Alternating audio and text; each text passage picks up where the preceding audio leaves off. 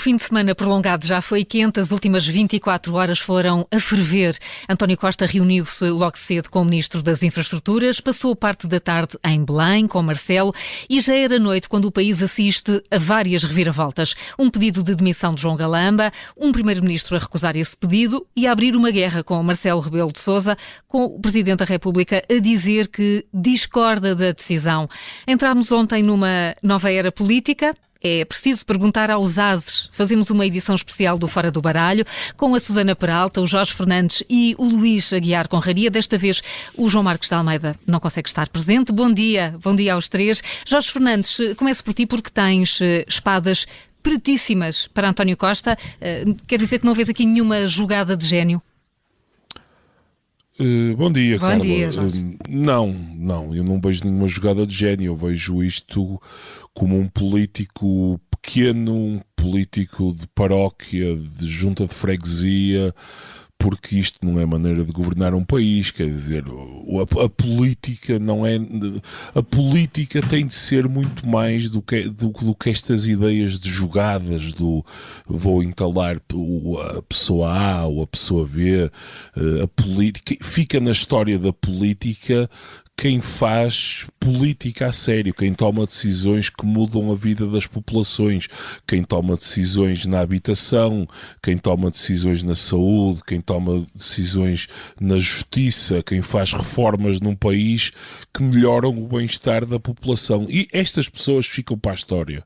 Quem muda a face de um país, quem toma decisões como o Dr. Soares tomou em condições difíceis de defender a adesão de Portugal à União Europeia, quem assina um tratado de entrar para a União Europeia, quem moderniza um país, não entra para a história, nem nos recordaremos nunca de uma personagem absolutamente menor que chegou a Primeiro-Ministro com uma jogada, apesar de ser absolutamente lícita, mas que foi uma jogada depois de perder umas eleições e formou um governo nas condições em que formou, portanto não vale a pena recordarmos essa história, e continua a governar assim, a pensar pequeno, a pensar no mês que vem, a pensar simplesmente na sua sobrevivência política e a confrontar tudo e todos e a dobrar completamente todas as regras escritas e não escritas da democracia. Até Jorge, hoje... mas a segurança política de António Costa não ficava mais assegurada se ontem tivesse deixado cair João Galamba? Sinceramente não sei, Carla. Quer dizer, eu não sei. É a minha resposta muito honesta. Se calhar ele sabe coisas que nós não sabemos. É a única possibilidade. A única explicação para aquilo que aconteceu ontem é que António Costa poderá saber alguma coisa que nós não sabemos, e sabe certamente, e eventualmente sabe que a única maneira de... Sabe que eventualmente afastar João Galamba resolveria o problema por 1 ou 2 semanas.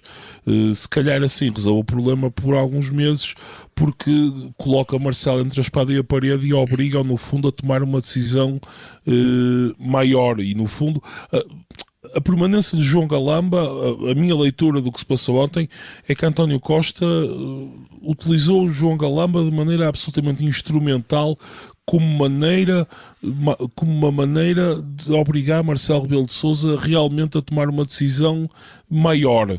Enfim, veremos o que Marcelo faz, ninguém sabe, na verdade, apenas ele e os seus mais próximos saberão o que é que o Presidente da República estará a pensar neste momento. No entanto, quer dizer, João Galamba pode ter sido aqui instrumental, porque podem vir aí revelações nas próximas semanas ou nos próximos meses que podem ser muito prejudiciais ao governo. E se Marcelo agora decidir não dissolver a Assembleia, não, é evidente que mantém essa prerrogativa intacta. Mas é menos provável que o faça nos próximos meses, mesmo que saiam notícias, enfim, muito graves, porque mais grave do que aquilo que se está a passar e mais grave daquilo das cenas lamentáveis que se passaram no Ministério de João Galamba, acho difícil encontrar. E de facto as atenções vão agora canalizando para o Palácio de Belém.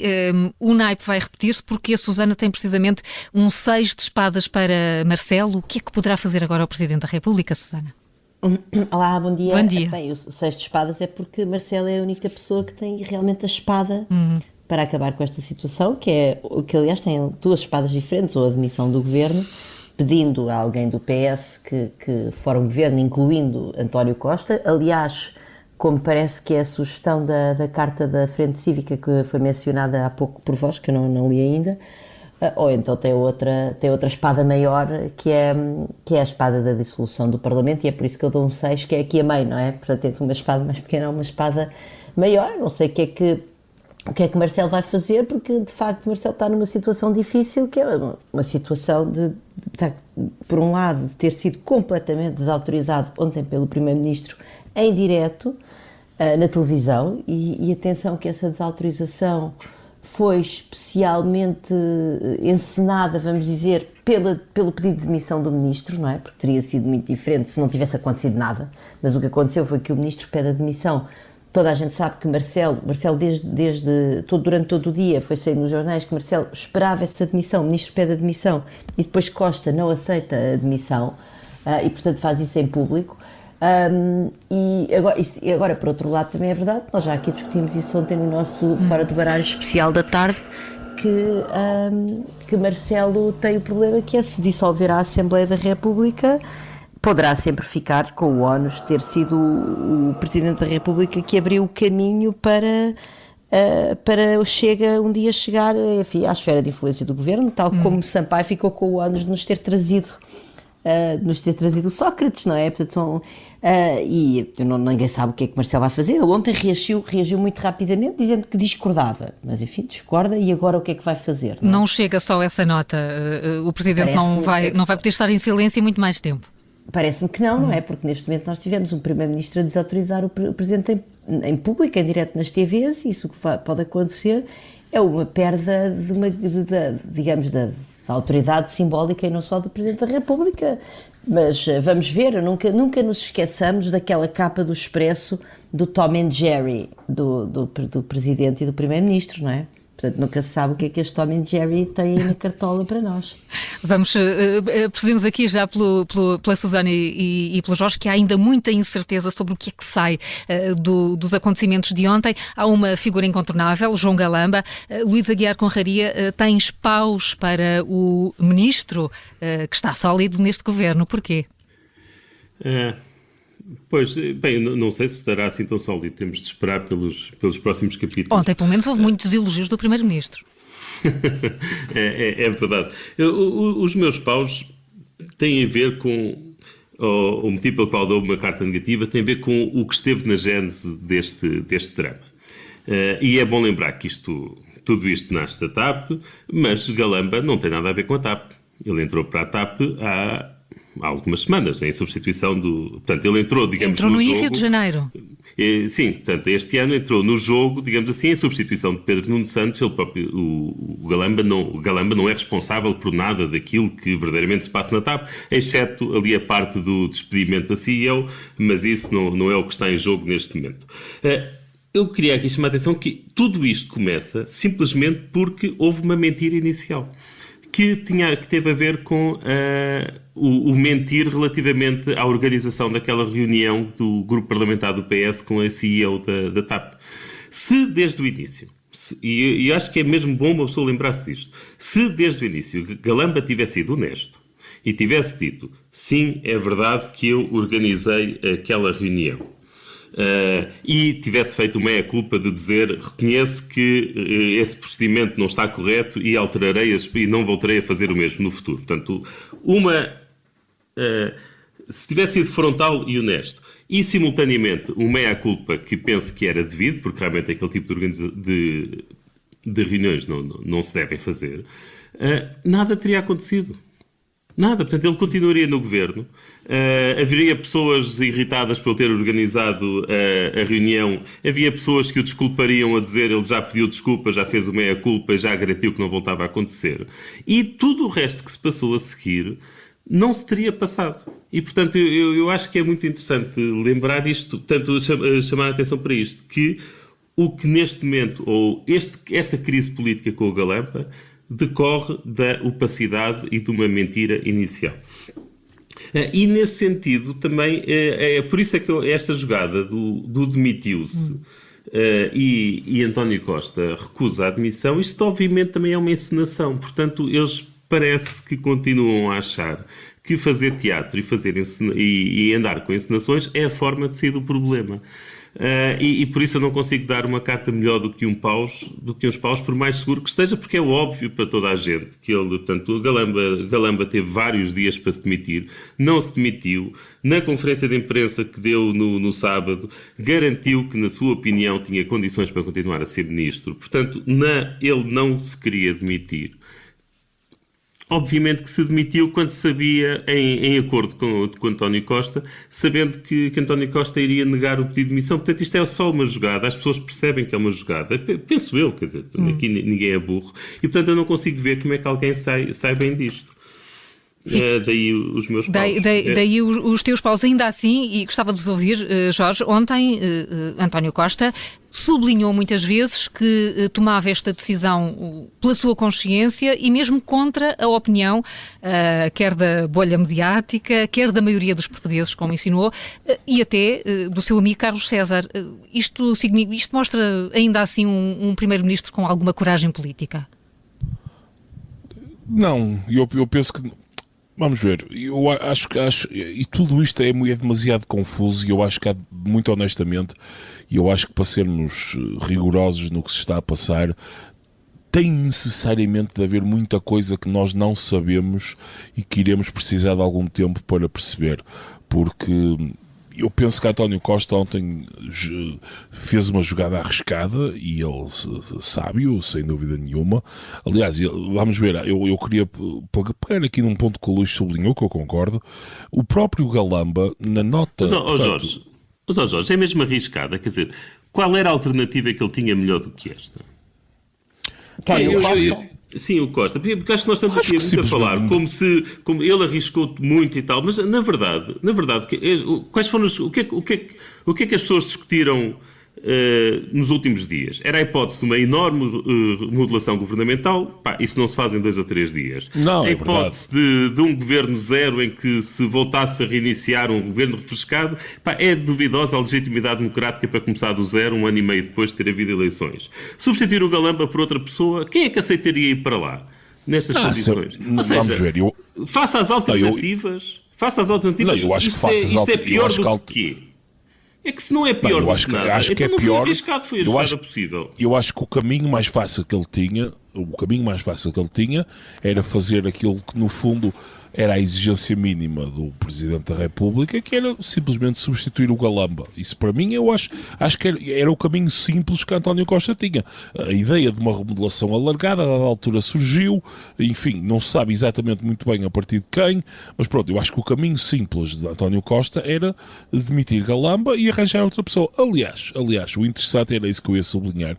A nota de demissão de Galamba, nós, enfim, precipitámos-nos todos a olhar para António Costa, porque António Costa realmente foi o facto político da noite, mas a nota de demissão de Galamba diz qualquer coisa do género, e ele reitera que, portanto, tudo o que fez está correto, enfim, está naturalmente direito, tem naturalmente direito para lutar aquilo que considera ser a sua verdade, para citar um certo filósofo, mas depois diz uma coisa muito interessante, mas peço a minha demissão para não causar mais alarme público e institucional. Portanto, no fundo, o Galamba faz aquilo que é, enfim, sabemos que aquilo foi tudo combinado, aquilo que seria correto, que é dizer, ele acredita que não fez nada errado, mas sabe que está em causa as instituições e que é preciso, apesar de tudo, manter uma certa lisura na maneira como se conduz a coisa pública. E, portanto, aquilo seria, para mim, a maneira como Costa teria que abordar isto. Por isso eu acho que... Mas tu achas mesmo que substituir um ministro 5 meses depois de o ter nomeado, que deixaria o Costa menos fragilizado do que está agora?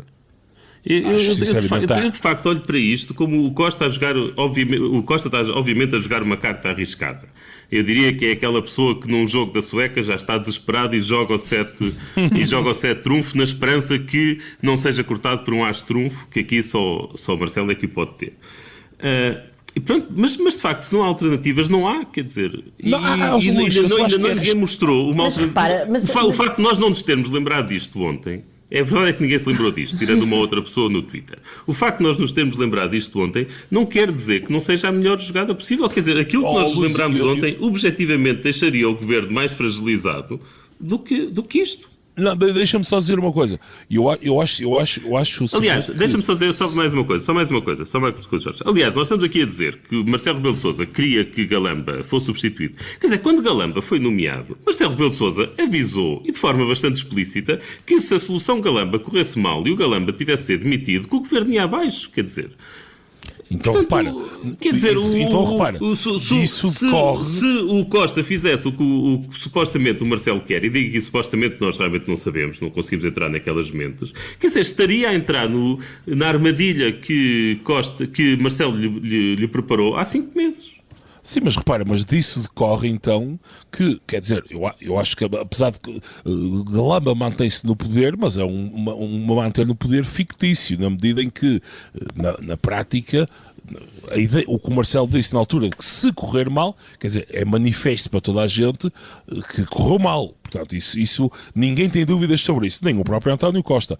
A única questão é a seguinte, Luís, se por acaso o Costa ontem tem remodelado o Galamba e substituído por outra pessoa, eu acho que esvaziava, pelo menos por agora, a ideia de dissolução. Eu acho que com a jogada de ontem, o risco que António Costa e o governo correm... E uma dissolução daqui a 6 meses é melhor do que uma dissolução agora? Não sei, é isso, o ponto é esse. Susana, daqui a 6 meses vamos estar a caminho das europeias. A pensar nas europeias. Susana, deixem-me só introduzir a história que hoje o Observador conta. Diz que António Costa tomou a decisão de manter Galamba no governo depois de ter feito contactos com vários setores que são tutelados por João Galamba, que lhe deram impressões favoráveis sobre o trabalho do ministro. Isto pode também ter ajudado? Certamente, aliás, isso reforça o que o Luís está a dizer, que provavelmente esta era a melhor opção de Costa, não é? A de manter o ministro, ou seja, dificilmente é um ministério quente por vários temas, desde logo a TAP, mas não só, também há investimento na ferrovia e não sei o quê, e de facto, enfim, vamos lá dizer, no momento do PRR é evidente que o Ministério das Infraestruturas tem um peso político especial. E se isso é verdade, como refere a nota do Observador, a notícia que eu já li, reforça a teoria do Luís. De facto, Costa ia agora não só mostrar fragilidade política ao aceitar a demissão de um ministro que nomeou há 4 meses, em janeiro, como ainda depois provavelmente substituiu por uma pessoa que ia ter de aprender outra vez tudo de novo. A TAP está em pleno processo de privatização e, portanto, isso obviamente que é um dos elementos a ter em conta. Agora, o que o Costa também disse foi que tinha visto provas, não é? Portanto, Costa viu provas, alegadamente, que mostram que Galamba nunca agiu, vamos dizer, de forma errada, não é? Mas eu aí estou com o Luís, quer dizer, tudo bem, esta questão das notas, para mim, é secundária, no sentido em que houve a tal reunião em que Galamba esteve presente com a CEO da TAP e no dia seguinte houve uma reunião em que Galamba já não estava presente, mas onde entra o deputado do PS. Portanto, temos aqui uma espécie de reuniões em escadinha, não é? Mas em que há claramente um fio condutor entre as duas. E, de facto, essa primeira reunião, nós não sabíamos dela, e da reunião em que a CEO da TAP esteve com o deputado do PS que fazia parte da comissão de inquérito, anteriormente tinha-se dito que não se sabia como é que a CEO da TAP tinha tido conhecimento desta reunião e agora sabemos que foi através de Galamba.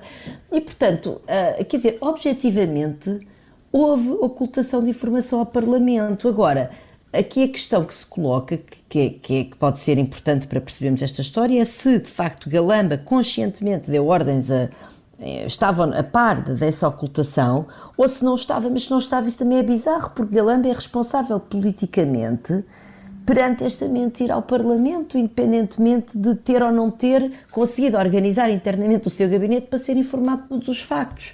Portanto, eu também concordo com o Luís que este foco nas notas, na existência das notas, se sabia ou se não sabia que havia notas, é um bocadinho irrelevante, porque a reunião existiu, foi uma reunião formal, apesar de Galamba dizer que foi uma reunião informal e por isso não tinha que haver notas.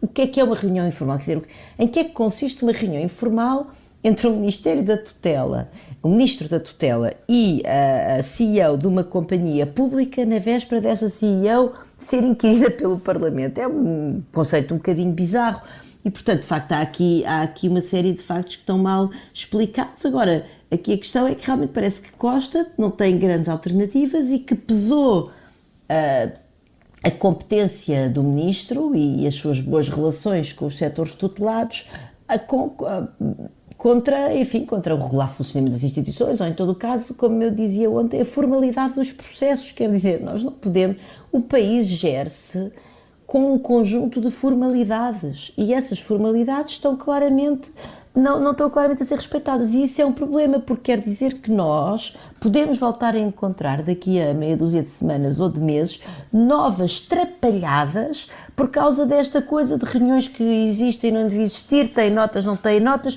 noutros setores do governo. Isso parece-me bastante problemático. Por outro lado, também gostava só de assinalar que estamos tão concentrados agora na trapalhada Galamba que acabamos por ignorar a história do parecer, na qual Galamba também deu o seu pezinho de dança, porque quando houve a primeira negação do que existiu, de entregar o parecer, Galamba também participou nisso. Portanto, de facto, eu não vejo, quer dizer, estas provas que e mais um exemplo de como as formalidades não se seguem, essa história de quererem dar pareceres a posteriori. Exato, é isso. Processos mal feitos, primeiro demite-se em público e depois preocupam-se com fundamentação. É inacreditável. E Galamba estava nessa, já agora. Galamba estava lá na conferência de imprensa com Medina a admitir em público, como bem disse a CEO e o chairman da TAP. Portanto, quer dizer, estas provas, quer dizer, se Costa viu provas, mostra as provas, porque nós todos ficamos... Há aqui um certo, como aliás o próprio ministro reconheceu, e Costa... Há uma preocupação dos portugueses relativamente a esta atrapalhada. Nós não gostamos de imaginar que o executivo do país está a funcionar desta forma e Costa tem que nos mostrar essas provas olha, se ele realmente quer repor a paz, que nos mostre as provas. Isto é tudo bastante bizarro. E tinha que as ter mostrado também ao Presidente da República e aí Marcelo não teria feito o comunicado que fez imediatamente a seguir a dizer que continuava... Enfim, convicto que Galamba não devia ficar no governo. E portanto, estamos aqui num pântano, não é? Estamos verdadeiramente num pântano, numa gelatina política, não sabemos como é que vamos sair desta. Um pântano ou uma gelatina. Susana Peralta, Jorge Fernandes, Luísa Guiar Conraria. Este Fora do Baralho, versão mais curta e em edição especial, fica por aqui. Obrigada pela vossa presença. Vai regressar nos moldes habituais, já com o João Marcos da Almeida e a Joker Vanessa Cruz, na sexta-feira. Ou então não, porque se há coisa que aprendemos nos últimos tempos é que 2 dias são mesmo uma eternidade na vida política portuguesa. Bom dia.